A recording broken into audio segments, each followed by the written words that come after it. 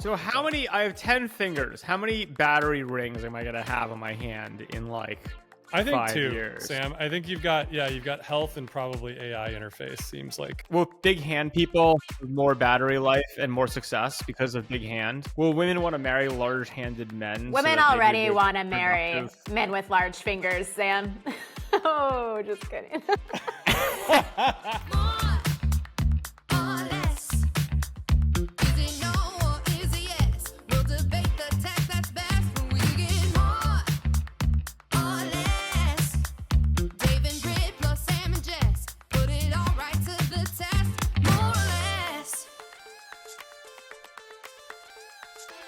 Why, hello, friends. Welcome to More or Less. Hey, Jess. We're all here. Sam, is this your first from the pool house? The new pool house? The new pool house is complete. It's mostly complete. There's still a few tweaks to do. It's pretty good. Jess was just Did you do the interior design? Of course not.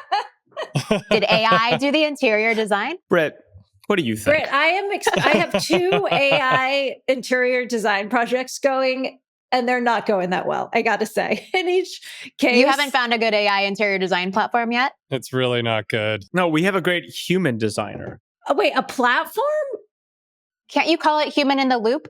I don't care what our human designer does. She can use AI, But you only want to talk to a human when you're designing your interiors. No, here's my problem. So we could start with a little case study. There's big news always. If a human interior designer used AI, I would be very angry. Yeah, me too, actually. Of course they're using it. Are you kidding me?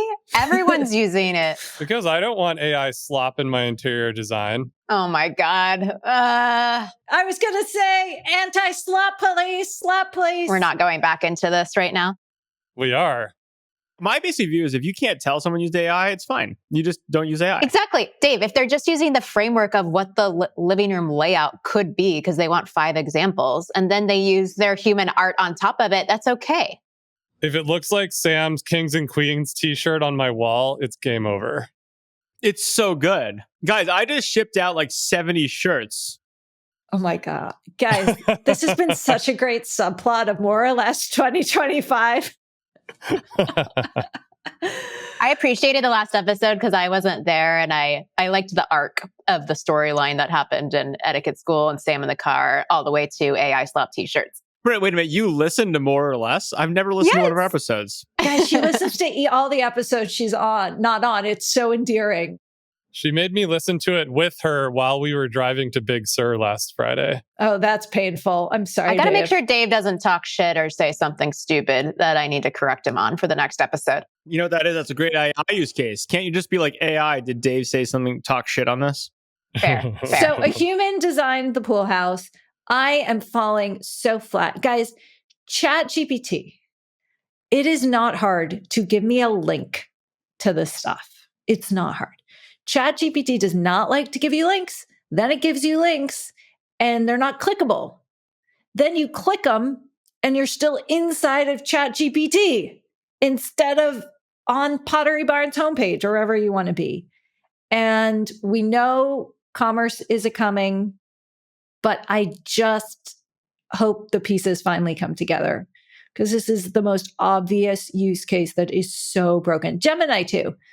It's like, do you want a mood board? 1 for yes, 2 for no, which also doesn't make sense because it reads yes or no. Anyone else getting these 1, 2, or 3 prompts from ChatGPT? It's trained on phone trees. I get it all the time.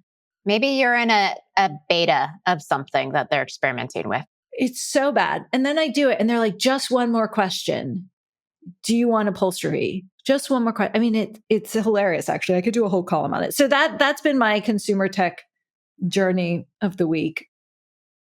And it's not going well. Any other consumer tech journeys before we get into Well, do you call the iPhone stock a consumer tech journey or no? Oh my God. Oh my God. So guys, we are going to talk about Apple this week. Buckle up. Favorite More or Less topic, because the things are happening. Data point 1, Ozempic phone, not going so well. You guys will remember when Apple launched the thin iPhone. The iPhone Air. The iPhone Air. It was like, when Razer did this, when BlackBerry did this, it was all a bad sign. It suggested that your innovation was down to thickness or thinness, and it was not a good sign. Turns out this thing isn't selling as reported in the information, delaying next versions, et cetera, et cetera. Yeah, but the Pro's great. Who cares? Okay, so give the more on Apple right now, Sam. Dave, you're muted. I'm not sure if by accident. Sam, did you mute Dave talking about Apple? No one gave me that power, as you well know. I'll never be given the power to mute. Okay, we're going to let Sam go, Dave, and then you get the coveted rebuttal position. Is that coveted? I don't know. I mean, look, the stock's never been higher. I like the new phone. I love how uninnovative they are. They're like, we're just making a better phone. Fuck you, AI. I'm kind of like, as anyone who's listened to this pod knows, like, I am the ultimate Apple hater. I hate Apple. I hate everything they stand for. I buy hundreds of thousands of dollars of their shit, but like, ethos wise, they're like the opposite of what I believe in. That said, this kind of like thumbing your nose in AI, which is what I take them to have done recently, and being like, like I love that shit. Apple gets to be the contrarian. It's great. Who cares about their stupid thin phone? It's like the fat phone is great. For you, note, Jess, of all people, my battery is always at 1%. Have I been off my phone? Has it gone out ever? Like, no. It's like for the first iPhone that I haven't been able to drain to zero. Add another $1 trillion in market cap. Well, they kind of did. It's like a $4 trillion company now. Dave has a lot of thinking, though, about why the iPhone Air was actually created, and it wasn't about selling them. Oh, come on. You don't delay your plans to build more of them, if that was your plan. I mean, it was about selling them. But okay, Dave, give us the iPhone Air case. Look, I'm actually sitting here thinking about Sam's point about the battery, which is, it's true. I actually rarely run it down, which is that's like one of those interesting things that you don't notice, but it just happened and now it's normal and it doesn't enter your consciousness. Like, I think that's the truth, is that the Pro is just better and the Pro is great. Like, it lasts longer. It has incredible cameras. It's not as hot. Like, my favorite thing about it is that they did somehow seem to solve this problem of overheating these things. And so you've got a battery that lasts all day. The thing doesn't overheat, feels good in your hand. Everything else about it's better. The Pro is just a great phone. Now, the Air, on the other hand, Britt's right. I think that the Air was actually an exercise in miniaturizing and, moving their silicon and, surrounding PCB stacks to be extremely small. And that it's like a road sign on the way towards what they're going to be doing with wearables next. And that they will likely be taking the technology that went into the Air will likely end up in the glasses or whatever it is. You're going to slap an Air on your forehead with a little sticky tape. Yeah. Yeah. I mean, didn't you post a photo with a computer on your face yesterday morning on the internet? I post a lot on the internet. Sometimes I forget what I post. I think it's clear, from the Meta Ray-Bans that this is a actual competitive category, and that the AI computing device on the edge that's using inference to interact with you is going to be the thing. My inbox right now is full of startups working on various types of rings that you can use to interact with AI. And so these like wearable AI. Your startup inbox is real different than mine. It's rings. I got the necklace and the earrings pitch. Everyone's doing wearable jewelry. Yep. A lot of wearables, a lot of AI wearables. Butt plugs. We got butt plugs. Not yet. That's not a bad idea. You can fit a lot of battery up there. Might be dangerous. Dave, do any of your ring companies need a beta tester? Because I would totally test. One of them is awesome. So it turns out that it's like still very hard to ship hardware and most things don't. But there is one that's, I'm pretty optimistic, going to get into market in the next few weeks, maybe. So yes, I will get you one as soon as it's ready.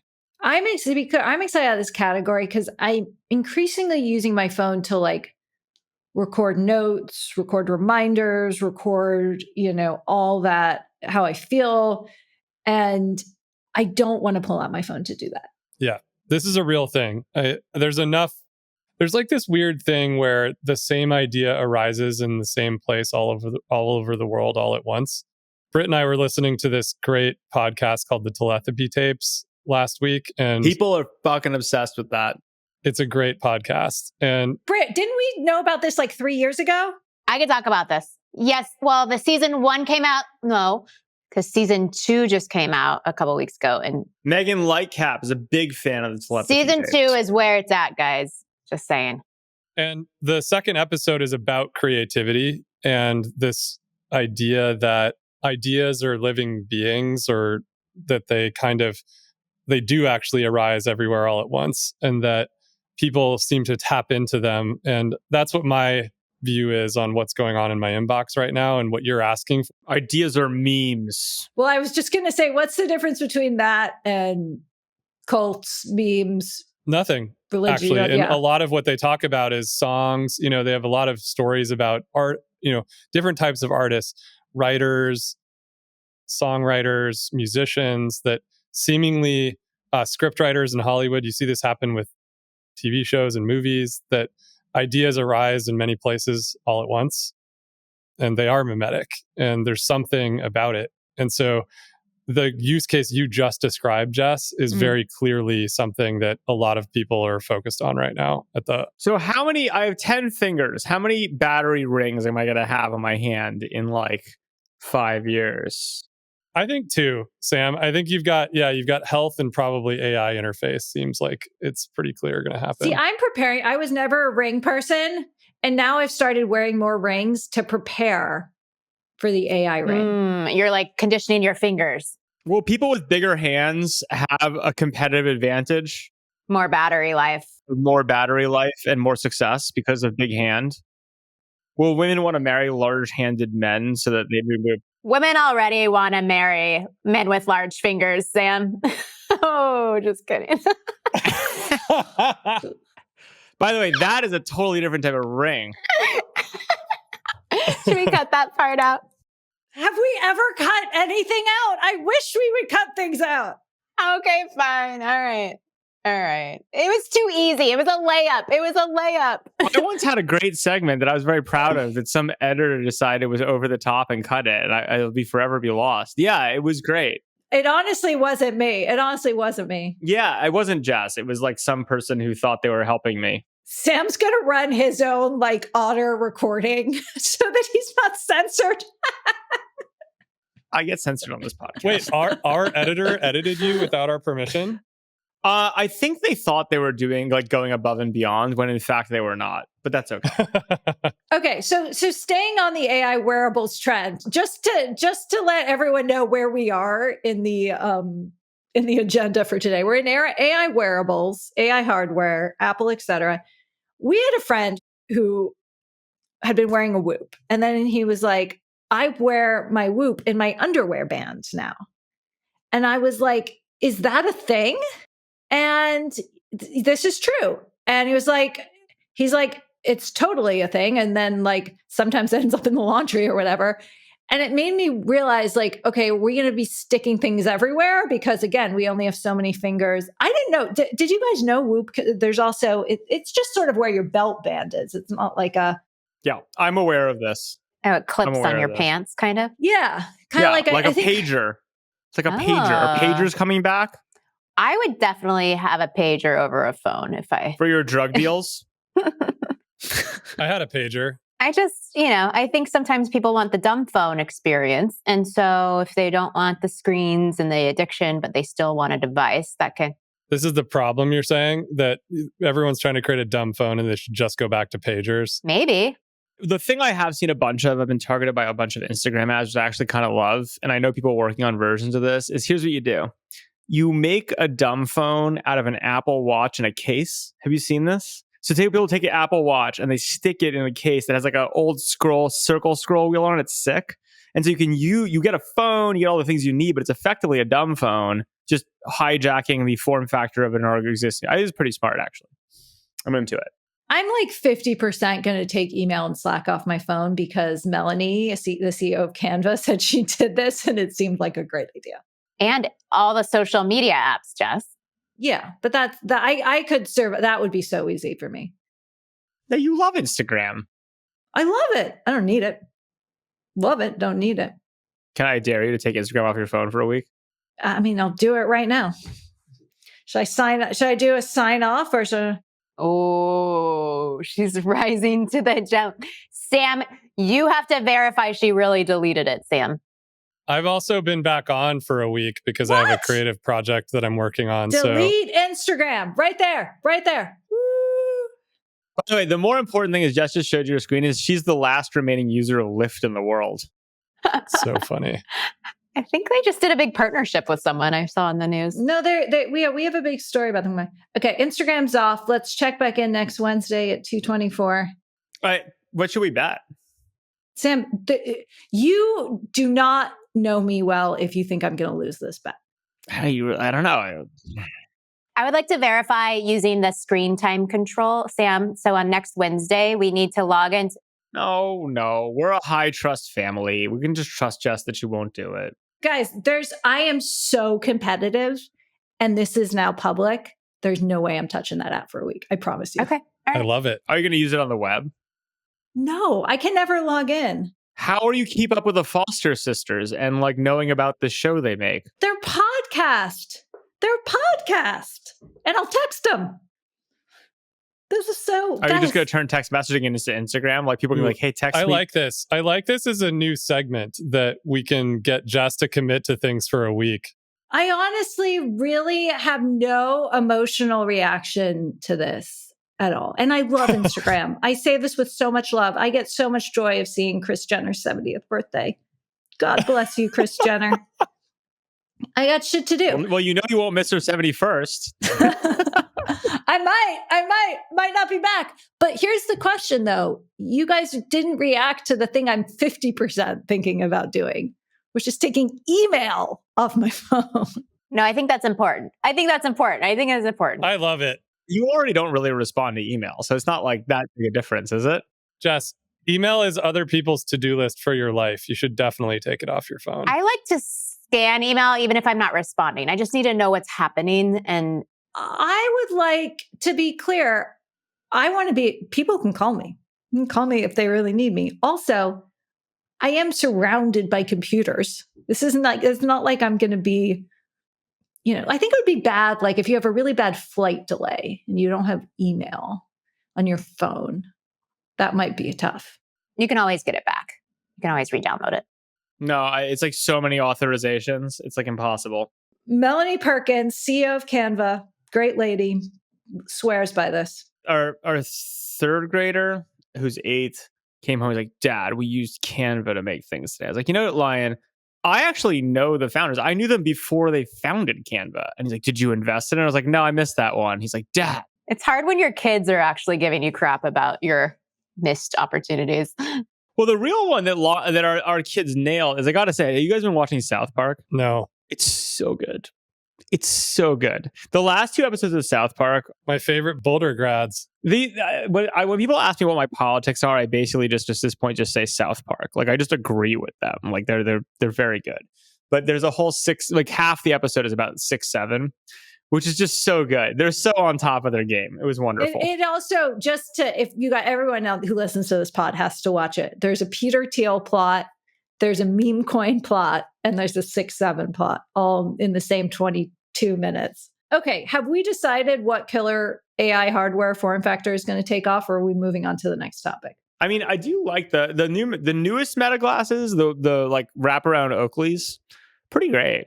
I just still don't believe people are going to want something in front of their eyes most of the day. And like, You literally are wearing glasses, Britt, as am I.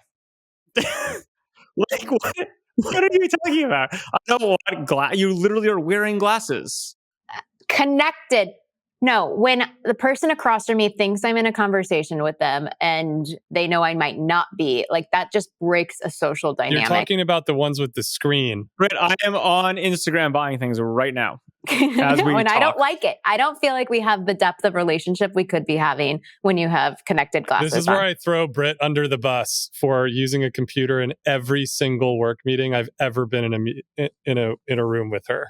She's taking notes. Someone has to be organized. No, I sit next to her. She's not taking notes. No, when you guys, When some of the men in the meeting rabbit hole into the conversation and I already know what the outcome's going to be, I save 5 minutes of my life and answer a couple emails. I'm still listening because I'm a woman and a mom and I have the multitasking capabilities that we all have. No, you're actually just ignoring people. This was actually a whole thing like a decade plus ago in meta management meetings where certain unnamed people would just be like blasting through email in like small group. And it was a whole thing. So this is not a new topic of conversation. I think it's based on your brain type. You should be able to multitask and other brain types shouldn't. I really aspire to tone down the multitasking. I am convinced it's challenging.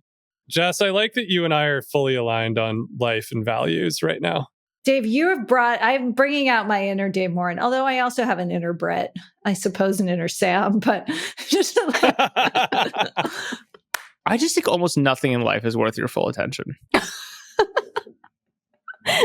That's the most Sam thing I've ever heard you say. if something's not worth your full attention, why are you doing it? Because there's all these things in life that you just have to do. And like, I just think that if you just accept the fact that, look, when you should know the difference, like there are things you should not be multitasking on that do require full attention. But I think it's also okay to embrace the fact that very little requires your full attention. Your brain is incredibly powerful. Like, Well, but here's the thing. So I injured, I don't think I talked on this podcast about the concussion I got, but I got a pretty bad concussion over the last month. And my main takeaway from it was actually about multitasking. I still am in recovery and get really bad headaches. But I think you know, but that happened to me last year during ski season. yeah, we should compare notes, Dave, but I'm on a lot of stuff. The point being, as I've been recovering, and it is getting better, and I am recovering, I will be in a call like this, and I feel great. My head doesn't hurt. And then a text will come in, and I'll click over to the text, and I get a throbbing headache. And so I take that as proof of the cerebral load of multitasking. And it's still like my brain could handle like one-on-one meetings, then it could handle, screens. And like, I'm trying to stay away from multitasking because I don't want to tax it. And even if my brain's at 100%, why sap its power when I could be, just cutting that meeting short and then applying the full power to the next thing. I mean, I've started taking meetings in the sauna. So like, it's kind of the opposite. That's pretty Japanese of you. I mean, that's like well, not with a person. Like I put the phone on the floor. I was going to say that's Roman Japanese. Like this is the way. I have negotiated one term sheet in a sauna with the founder. It's a great idea because especially if they're not used to the sauna, because you have the edge. You can just keep cranking it up. Okay. I'm going to keep us moving. We're going to stay on hardware. Did you guys know Andy Rubin is starting a robots company? I thought he already had a robots company. He's had several. He's starting another one. How many robot companies can Andy Rubin start is the real question. And this one's based in Tokyo? This one's in Tokyo. His startup? The first one was... Wait, what? Did he move to Japan?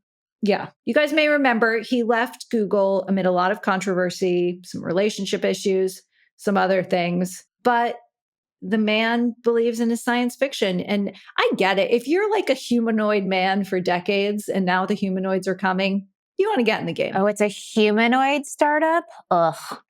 Another one? Okay, but can we also talk about that Thomas Bangalter, the silver robot from Daft Punk, speaking of humanoids, performed last week in Paris without the helmet?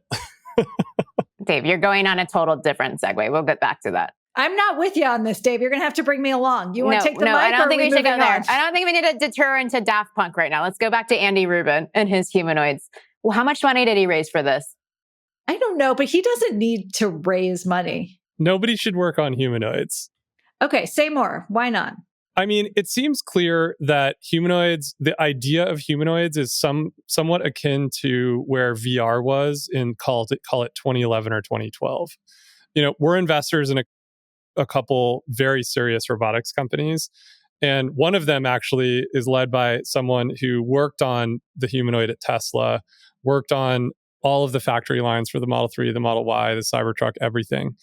And they are not optimistic that humanoid application in business or, I mean, there's a lot of these guys talking about consumer being an actual real thing that's coming. I mean, I think what's the one? There's one called Figure and another one. There's another one. They're literally pitching it like pre-order the robot for your home today.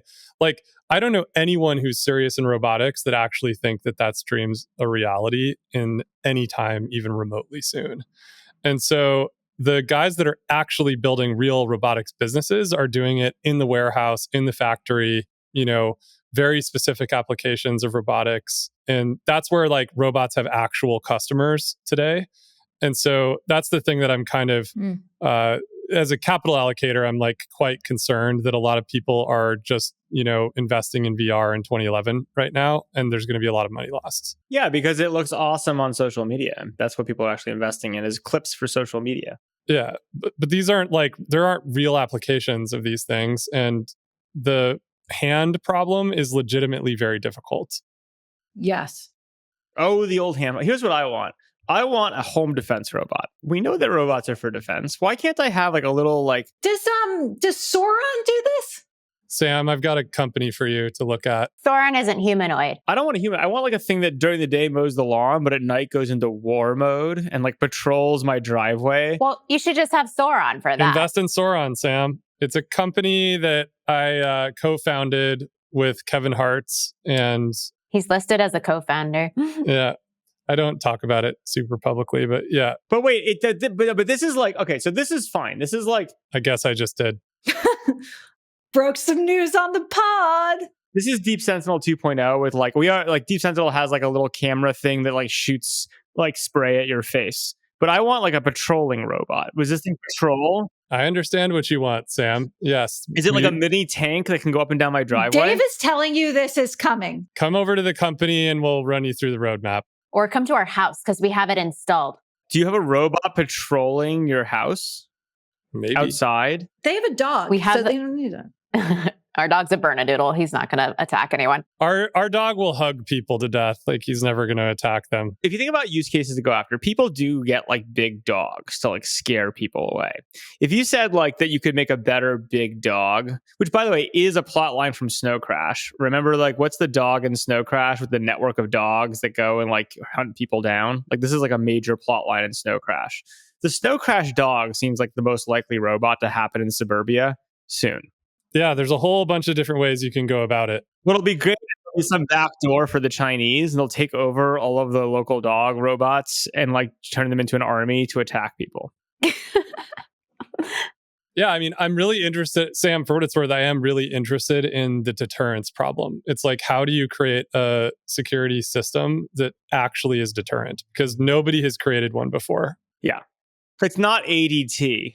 No, I mean, when we were starting this company, we did a lot of research with various components of the military, how the military thinks about gathering data, making decisions, choosing what action to take, how to deter threats. Like, there's actually a lot of research, as you can imagine, in the military world on this. And so how do you then apply that to home security is like a really interesting problem. Yeah, this I actually buy. I buy that, like, instead of having people ADT install things that don't work, and then maybe like you just had like a small tank, that would work quite well.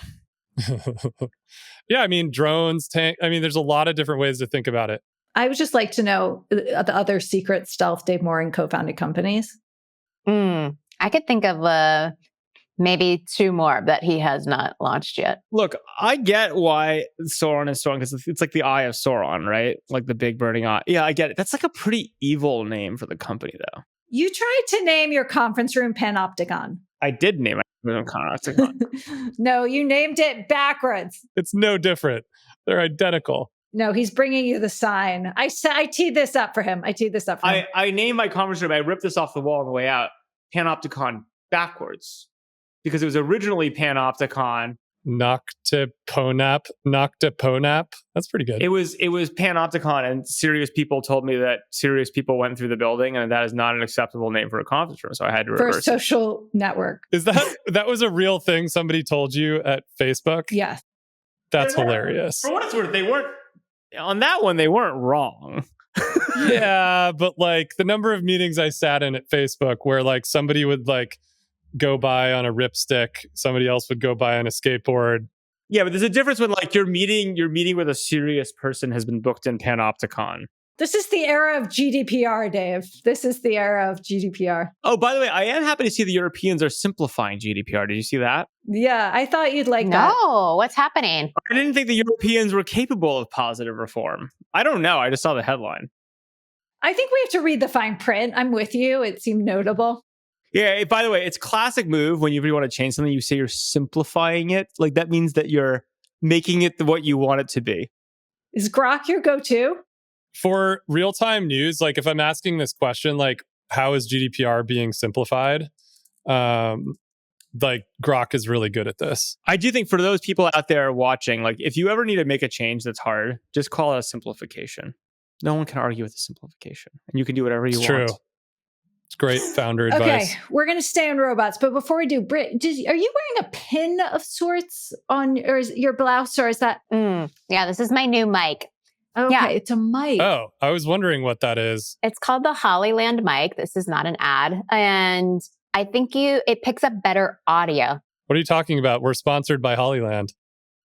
This is what all the creators are using, by the way, because they have to do like walk and talk video. It looks like an external shirt glucose monitor. I'm not going to lie. Oh, I mean, I'm happy if people want to think that about me. I do like the quantified self narrative. But no, this is just better audio for me because I have high ceilings in this room and I want to be close to the mic. Are you using it right now? Yeah. Oh, cool. Mhm. It sounds good. Thanks. Okay, my favorite robots. Guys, the Waymos have expanded again. They've expanded again. Jess, I was in Burlingame yesterday and I was thinking of you.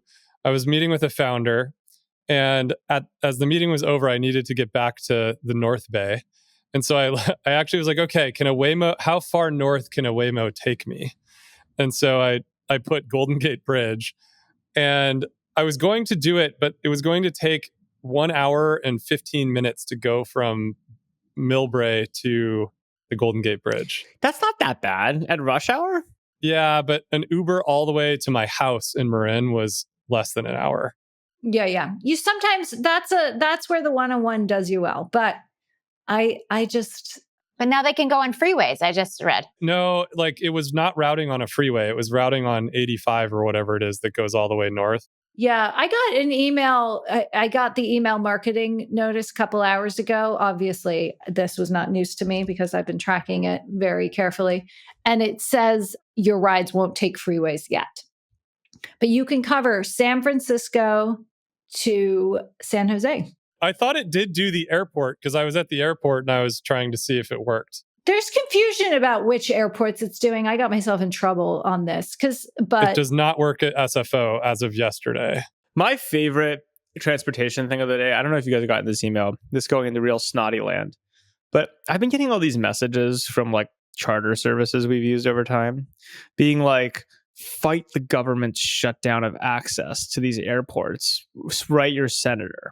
And I'm like, this is the least relatable thing you could possibly send to a senator, being like, my issue is that you cannot fly a private plane to Dallas Fort Worth right now. That is the big implication of the shutdown. Fix this, senator. I'm like, this is like not going to work. And anyone who thinks it's a good idea to message their senator about this has really missed the plot. I'm interested, Sam, in why do we think these airports have been shut off? Is it a sign that the private aviation traffic is booming? Wait, what's been shut off?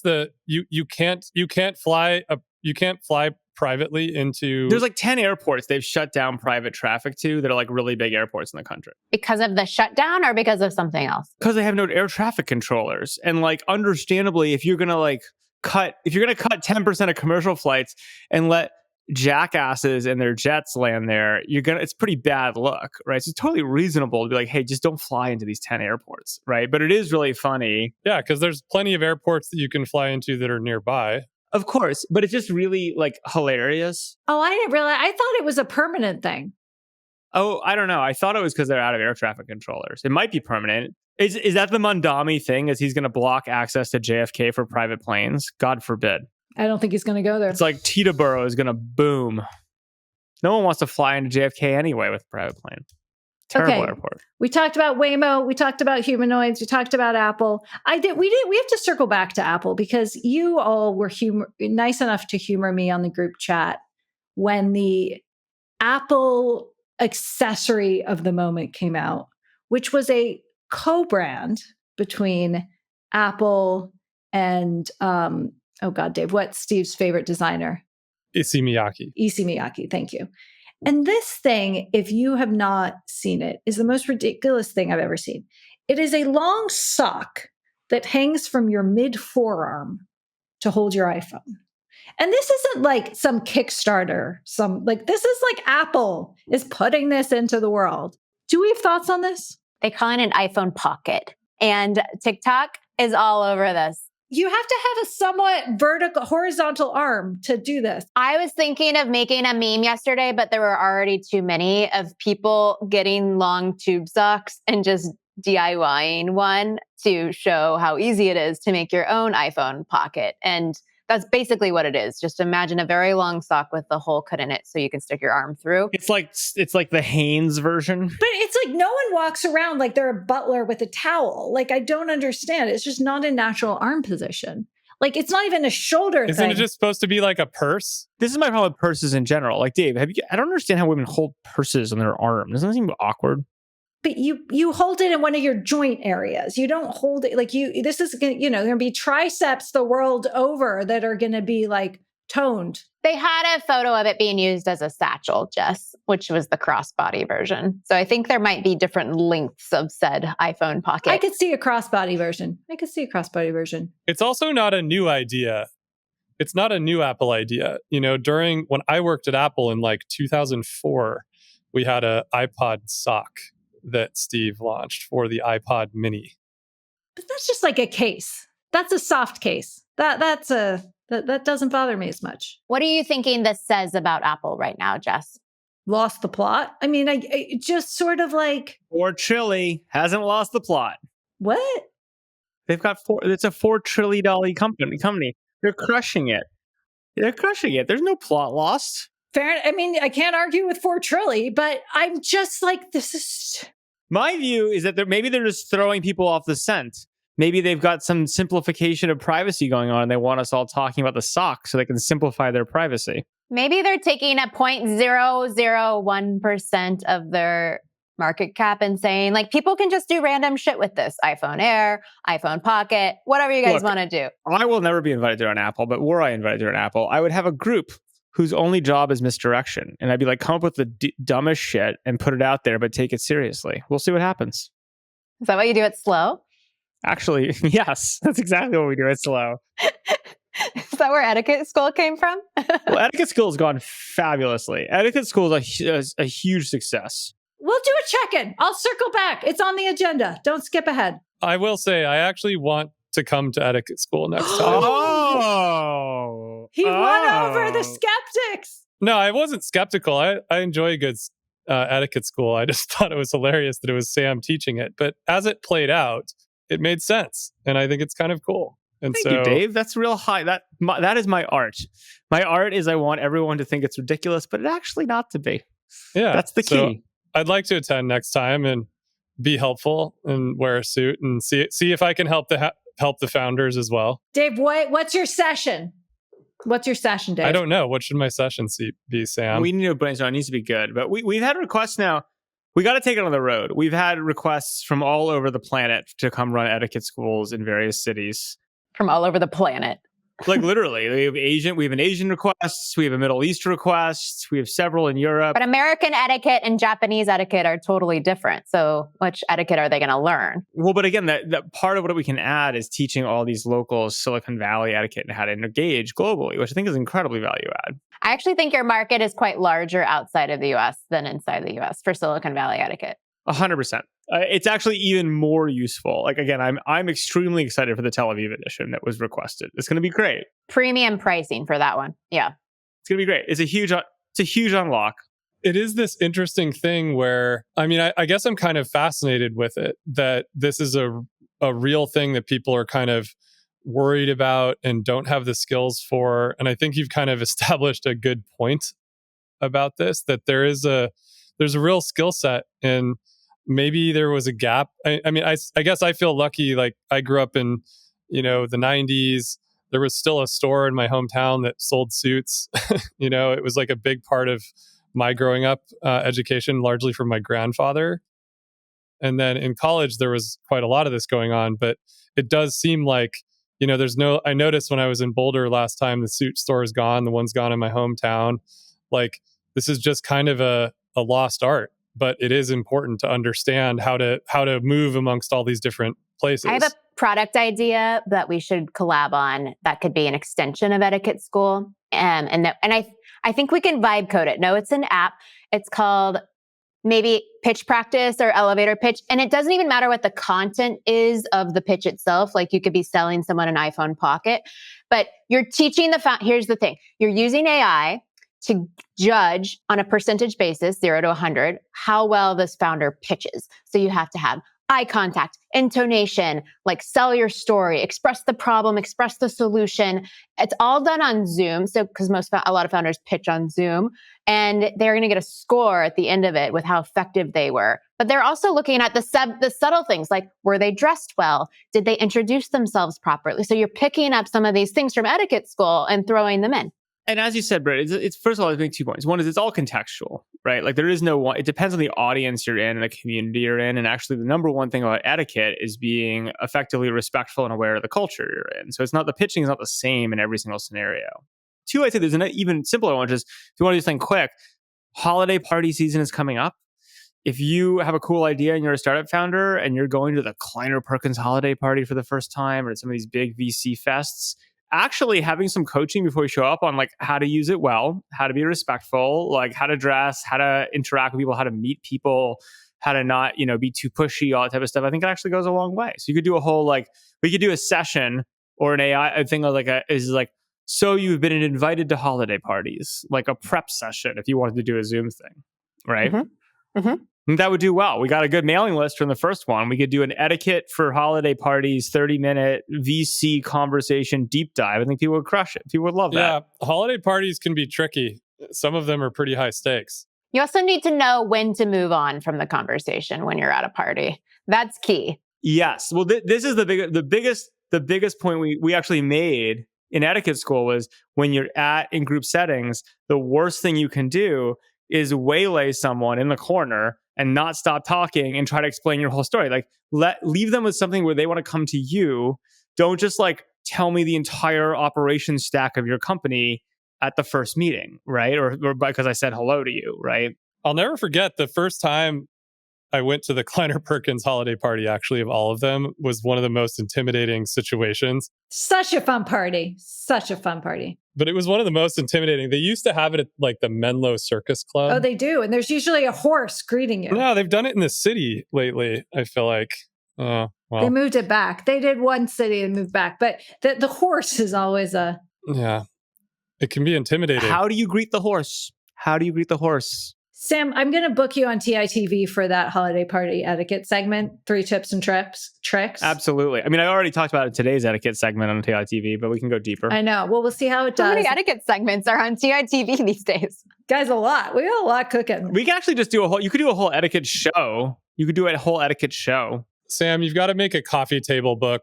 It should just be huge, right? Yeah, a giant coffee table book. Should it be like from the Seinfeld, where the book is a coffee table? Side table for that. Oh my goodness. Okay, we got to Etiquette School. What else is happening, people, in the world of technology? Well, I started my podcast for children. Please tell the people. So, Britt, you're going to love this. I found a Sam Lessin use case for AI I love. Are you guys aware of the children's podcast, Whose Amazing Life? No. No. All right. It's like the thing our kids have listened to every single one. It's like, basically, it's like the life story of someone famous with some life lessons in it. And the big thing is they don't tell you who it is, but the last beat, they tell you, I am Simone Biles, right? Or something. You're guessing. And it's fine. Look, 2 problems with it. One, our children have actually run out of them because they've listened to literally every single one. And 2, I mean, unsurprisingly, like, again, I'm not against the lessons they're teaching in Whose Amazing Life. There's like hundreds of these. They've run out of all of them. Yeah, but they're a very particular set. They're a particular set of characters. So like, for instance, I like want ones of characters I admire with lessons like grit and determination and innovation, as opposed to like inclusion all the time. I get inclusion. I'm not anti-inclusion. I just think there are other lessons. So I've created lessons for kids. If it's on Spotify, I've created episodes like The Man in the Arena, Theodore Roosevelt, Conqueror of Worlds, Alexander the Great, The Man Who Questioned Everything, Socrates. And I basically have built like a little process where I take a character who's famous in history. I've got my GPT template. I have it generate a Whose Amazing Life. I throw it in 11 Labs. I can generate like 5 of these in 10 minutes while I'm on a conference call. And it's great. They're not perfect, but I got to say they're pretty good, right? I get all the lessons I want because it's like prioritize these 10 lessons and they're fabulous. So I got an AI use case for you, Britt. And lessons for kids. Can we just slot in a little anecdote from like 2 years ago on this pod when Sam was anti all AI? Well, I still, to be clear, I'm not monetizing this. I don't think it's good business. But for instance, the fact that I can generate on the fly an entire episode of a podcast for my children, The Warrior Who Would Not Yield, Geronimo, or The Conscience of a Nation, Eleanor Roosevelt, is like just fabulous. And like now I can have my own lessons because I have different values. What's generating the voice, Sam? I just use 11 Labs default. No one cares. Did you guys see that today? 11 Labs launched Matthew McConaughey and Michael Crane as they've given their voices to 11 Labs officially. Oh, I should make these Matthew McConaughey. That's a great idea. I was going to say, if Matthew McConaughey listens. I think you should sell your voice also, Sam. No one needs my voice. I wonder what price you'd get. I don't know, man. You might have a bunch of fans. I'm worried that if you do, the problem is going to be the JP Morgan wires that go out once I've sold my voice. Oh, yeah, fair. Yeah, what's Matthew doing about that? I was happy. We need to suggest more women. I suggested Katharine Graham and Eleanor Roosevelt. And I did both of those at dinner when you suggested them. Right, while we were having a conversation, yeah. Yeah, I'm a multitasker. Someone suggested Joan of Arc. I think that's going to have a lot of good grit and determination stories built into it. Are they accurate? Are these facts accurate? They're like pretty close. Like they're just as close as Whose Amazing Life. Let's put it that way. Are our kids going to be like in a history test in high school and we're calling like some like half truth about Eleanor Roosevelt from this podcast? No, I think it's fine. They're not perfect. I mean, The Conqueror of Worlds, if you want to start somewhere, The Conqueror of Worlds, Alexander the Great is my favorite episode I've generated so far. But yeah, they're pretty good. And I'm much happier with these and the values they promote. So lessons for kids. Jess, what are the other things that we could launch using Matthew McConaughey's voice? I feel like a romance series of podcasts with Matthew McConaughey narrating would be like a good one to start with. So, Britt, I'm glad you brought this up. And then I'm actually curious, have you guys been following the BBC scandal? I feel like I might have to inject a little news into this. No, what's going on? The fact they have 120 corrections on Gaza in the last 12 months? Nope, this has nothing to do with Gaza, but maybe it's related. But so we ran an op-ed from the founder of, oh my God, I want to say it's called Janitor AI, but honestly, I have a lot of companies, and is it really called that? Yes. It is Janitor AI. It is a platform for romantasy.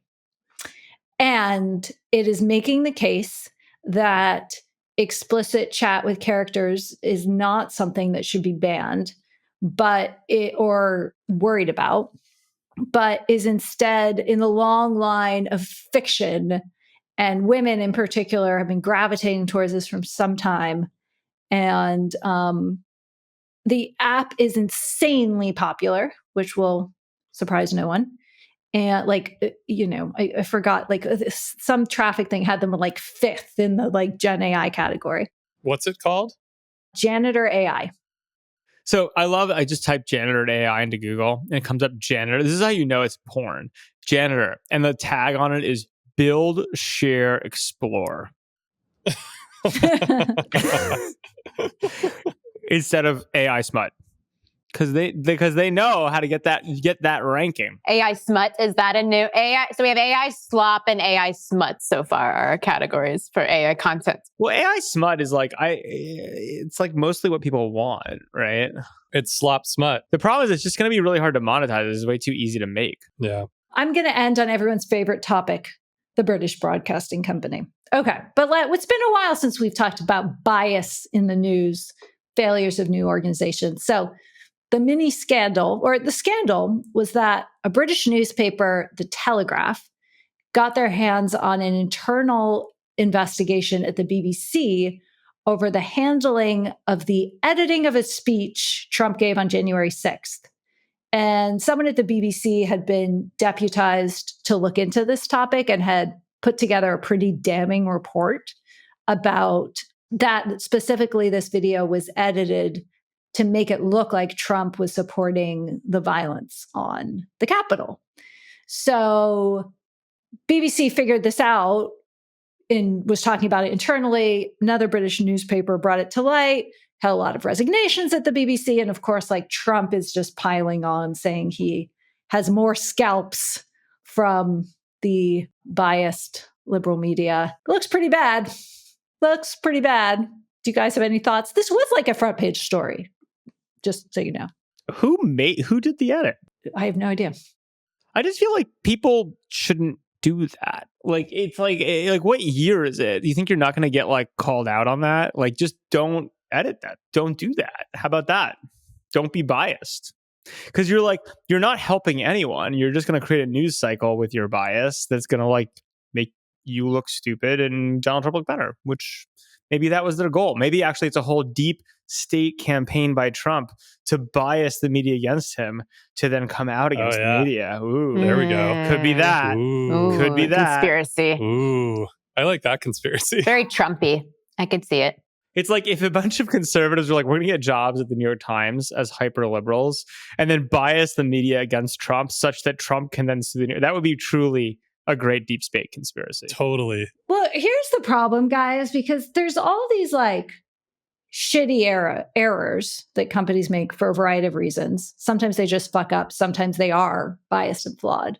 But then it's giving ammunition for the Trump administration to just sue everyone up the wazoo, including organizations that are doing great work. But they were going to do that anyway. That's a strategy, right? Like, they were going to do that anyway. Yeah, but it's a crippling strategy. And I think I have not stepped on this. I haven't taken this campaign to the pod before, but we're in a really, really dangerous place with all of this. And news organizations, and we can talk about Disney, right? I mean, they're folding left and right. There's consolidation happening because of this. And, you know, it is something that deserves more attention. So I've actually made 2 investments in the last 10 days in Lawfare, because it's just clearly what's happening, right? Which is like weaponizing the law in various ways for different groups, et cetera. It's like, what are the implications of AI? How do you invest in it? You invest in companies that are using AI to find lawsuits and bundle them and sell them, right? Basically just like, and there's a bunch of really bad parts of this. There's also a bunch of parts that you can argue are like consumer empowerment, et cetera. Here's the interesting thing about the whole thing. When you really get down to the law and financializing it, which is totally what's happening, whether or not you want it to, right? You don't get to envision any world you want. There is this problem, which is it's extremely asymmetric against the defendant. Right. So like it's very easy to sue people and the cost of defense is really high. Right. And so it creates this asymmetry, which just from a purely financial perspective will cause tons more lawsuits over time. Right. Which both are costly to the thing, but it's also just like there's all sorts of implications to that. And I think one of the things people haven't really thought about historically and the way the US courts are designed, the US courts are good and I generally trust them in terms of the outcomes.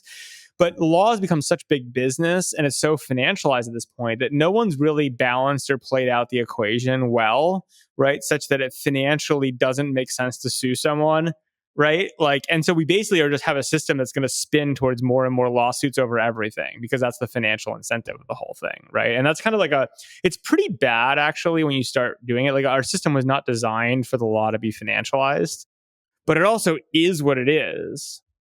This is a fascinating point and totally worthy of a topic. And I also think we can't just skip over the fact that news organizations are receiving incredible amounts of threats. Mhm. Totally. Better to lawyer up.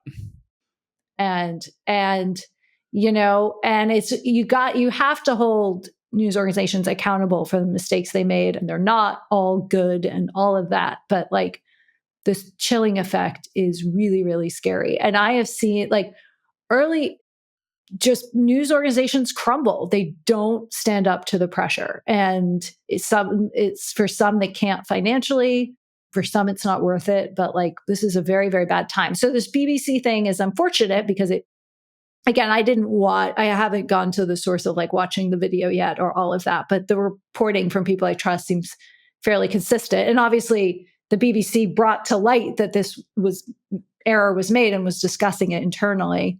And now it's just more ammunition for Trump claiming scalps and suing. And, you know, pre-publication lawsuits are becoming something which is very scary. You haven't even, just for asking the questions and doing your job. So I will say this is I think you've made this point before, Jessica, and I certainly ascribe to it, which is this is one of the really strong anti-Substack theories, which is like, you can't, as an individual, support these lawsuits. Like, you can't afford it. It's actually quite expensive to be in the news gathering business and quite risky. And so if you're going to do it, you better have deep pockets and be ready to go to war, which means news and good information is more expensive, not because of the cost of the information, because of the cost of defending it. And there's just no way that this kind of like bottoms up community journalism that people like Balaji, here I'm poking Balaji so that we get more likes on this, right? Like, believe is actually going to play out. I just think it's interesting from my small corner of the world to point out the acceleration of it, because a lot has been attempted on people who've been critical of Trump in their reporting. And we don't write directly about politics, although we do indirectly sometimes. But for us, I probably used to spend 2 hours a month defending our journalism from legal threats.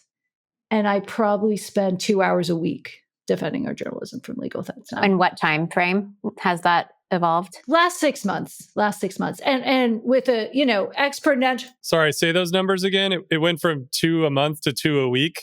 Yeah. And like of my time spent on our defense in some ways. And that's not political. And this is non-political content, right? This is just business journalism, right? So you can only imagine what real news, not real, but like you're not real. Don't say that. You know what I mean? And I actually don't. I haven't looked at how much more we're spending on legal bills. I haven't looked. My trusty COO has that handled. But every 3 months, I'm like, up the budget, because we're not going to back down. Up the budget. Guys, I gotta run because I have a meeting I'm late for, but I will leave you with this, which is pretty funny, which is I just got an email about Emily Post. I think we have some big things afoot for Etiquette School. Uh-oh. Amazing. Okay. We might. There's some big opportunities. Bye, friends. Okay. Well, we should give all our grave watchers and listeners reprieve from us and say a big thank you for tuning in to this wild and ranging episode. We hope you enjoyed. I have to say, I am counting down the hours until Bercella.